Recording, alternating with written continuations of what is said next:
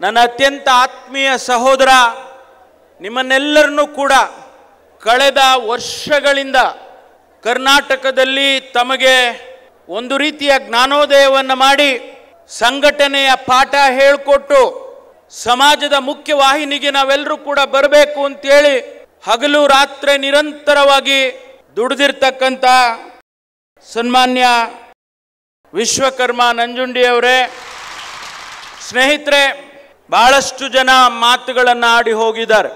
ಮಾನ್ಯ ಮುಖ್ಯಮಂತ್ರಿಗಳು ತಮ್ಮ ಬೇಡಿಕೆಗೆ ಸ್ಪಂದಿಸಿದ್ದಾರೆ. ಮಾನ್ಯ ನಂಜುಂಡಿಯವರಿಗೆ ನಾನು ಹೇಳ್ತಾ ಇದ್ದೆ ನಿನ್ನೆ ಸಾಯಂಕಾಲ, ಅವ್ರು ಹೇಳಿದರು ಕಾಂಗ್ರೆಸ್ಸಿನ ಸಮಾವೇಶ ಮಾಡ್ತಾ ಇದ್ದೇನೆ, ಕಾಂಗ್ರೆಸ್ಸಿನ ಬಾವುಟ ಒಂದು ಬಿಟ್ಟರೆ ಇನ್ನೆಲ್ಲ ಬರೀ ಕಾಂಗ್ರೆಸ್ ಆಗಿದೆ ಅಂತಕ್ಕಂಥ ಮಾತನ್ನು ಹೇಳಿದರು. ನಾನು ಹೇಳಿದೆ ಕಾಂಗ್ರೆಸ್ಸಿನ ಬಾವುಟ ನಾನೇ ಹೊತ್ಕೊಂಡು ಬರ್ತೀನಿ, ಪರವಾಗಿಲ್ಲ ಅಂತ ಹೇಳಿದೆ.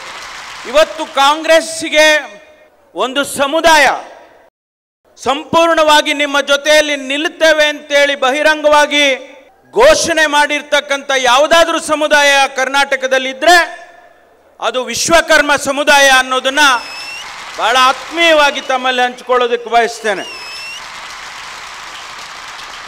ಶ್ರೀಮತಿ ಸೋನಿಯಾ ಗಾಂಧೀಜಿಯವರು, ಶ್ರೀ ರಾಹುಲ್ ಗಾಂಧೀಜಿಯವರು ನಂಜುಂಡಿಯವರನ್ನ ಮತ್ತು ಸ್ವಾಮೀಜಿಯವರು ಭೇಟಿ ಮಾಡಿದಂಥ ಸಂದರ್ಭದಲ್ಲಿ ವಿಶ್ವಕರ್ಮ ಸಮುದಾಯಕ್ಕೆ ಅಭಿಮಾನದ ಮಾತುಗಳನ್ನಾಡಿದ್ದಾರೆ, ಧೈರ್ಯದ ಮಾತುಗಳನ್ನಾಡಿದ್ದಾರೆ.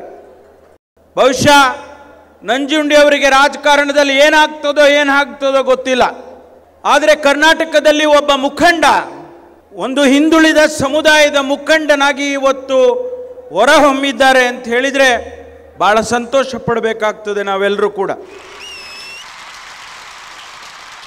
ಸ್ನೇಹಿತರೆ, 5,000 ವರ್ಷದ ಇತಿಹಾಸ ಇದೆ ಈ ಸಮಾಜಕ್ಕೆ.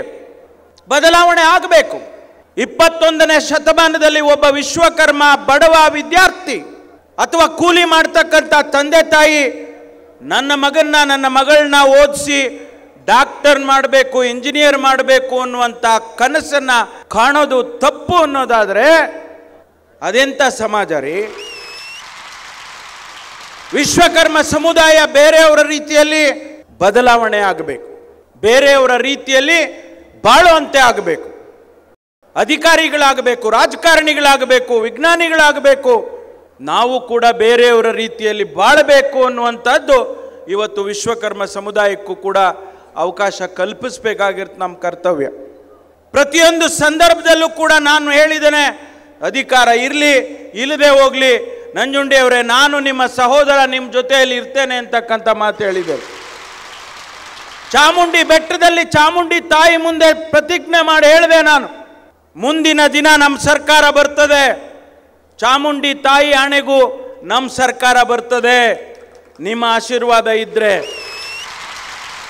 ಸರ್ಕಾರ ಬಂದಂಥ ಸಂದರ್ಭದಲ್ಲಿ ಯಾರು ಮುಖ್ಯಮಂತ್ರಿಗಳಾಗ್ತಾರೋ ಗೊತ್ತಿಲ್ಲ ನಮಗೆ, ಆದರೆ ಯಾರೇ ಮುಖ್ಯಮಂತ್ರಿಗಳಾಗಲಿ ನಮ್ಮ ಸರ್ಕಾರ ನಿಮ್ಮ ರಕ್ಷಣೆಯನ್ನು ಮಾಡ್ತೇವೆ ಎನ್ನುವಂಥ ಮಾತನ್ನು ಹೇಳಿದ್ದೆ ನಾನು.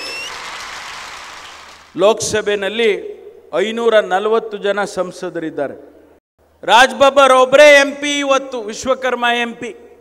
ಮುಂದೆ ನಂಜುಂಡಿ ಹೋದ್ರೂ ಹೋಗ್ಬೋದು, ಹೇಳಕ್ಕೆ ಬರೋದಿಲ್ಲ. ಯಾರಿಗೆ ಗೊತ್ತು ಯಾರ ಹಣೆ ಬರ ಹೆಂಗಿದೆ ಅಂತೇಳಿ. ನಾನು ಹೇಳಿದೆ ಅವರಿಗೆ, ನನಗೆ ಹಣೆ ಬರ ನೋಡಪ್ಪ ಹೆಂಗಿದೆ ಅಂತ ಹೇಳಿ ಅಂತ. ನಂಜುಂಡಿಯವರ ಭಾಷಣ ತಾವೆಲ್ಲ ಕೇಳಿದ್ರಿ. ನಾನು ಅಲ್ಲಿ ಸ್ವಲ್ಪ ಲೇಟಾಗಿ ಬಂದೆ. ಯಾರಪ್ಪ ಇದು ಇಷ್ಟೊಂದು ಈ ದುರ್ಯೋಧನನ ವಾಯ್ಸ್ ಬರ್ತಾ ಇದೆಯಲ್ಲ, ಎಲ್ಲಿಂದ ಬರ್ತಾ ಇದೆ ಅಂತ. ಅದೇನು ಕಡಿಮೆ ಮಾತಾಡಿದ್ರ ನೀವು?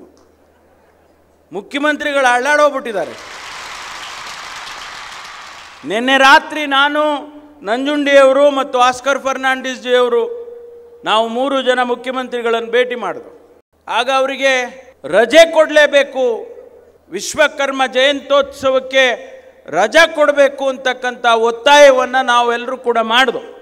ಆದರೆ ಮುಖ್ಯಮಂತ್ರಿಗಳು ಹೇಳಿದರು, ಇದಕ್ಕೊಂದು ಸ್ವಲ್ಪ ಅಡಚಣೆಗಳಿದ್ದಾವೆ, ಕೆಲವು ನಿಯಮಗಳ ಅಡಚಣೆ ಇದ್ದಾವೆ, ಅದನ್ನು ತದನಂತರ ನಾನು ಚರ್ಚೆ ಮಾಡ್ತೇನೆ ಅಂತಕ್ಕಂಥ ಮಾತನ್ನು ತಿಳಿಸಿದ್ದಾರೆ. ಹಾಗಾಗಿ ಇವತ್ತು ನಾವು ನಿಮ್ಮ ಜೊತೆಯಲ್ಲಿದ್ದೇವೆ, ನಿಮ್ಮ ಹೋರಾಟ ಮುಂದುವರಿಬೇಕು. ಇಷ್ಟೊಂದು ಬೃಹತ್ತಾಗಿ ಈ ಸಮಾವೇಶವನ್ನು ಏರ್ಪಾಟು ಮಾಡಿದ್ದೀರಿ. ವಿಶೇಷವಾಗಿ ನಂಜುಂಡಿಯವರಿಗೆ ಸಹಕಾರ ಕೊಟ್ಟಂಥ ಸಾವಿರಾರು ಜನ ಸಹೋದರರಿದ್ದೀರಿ.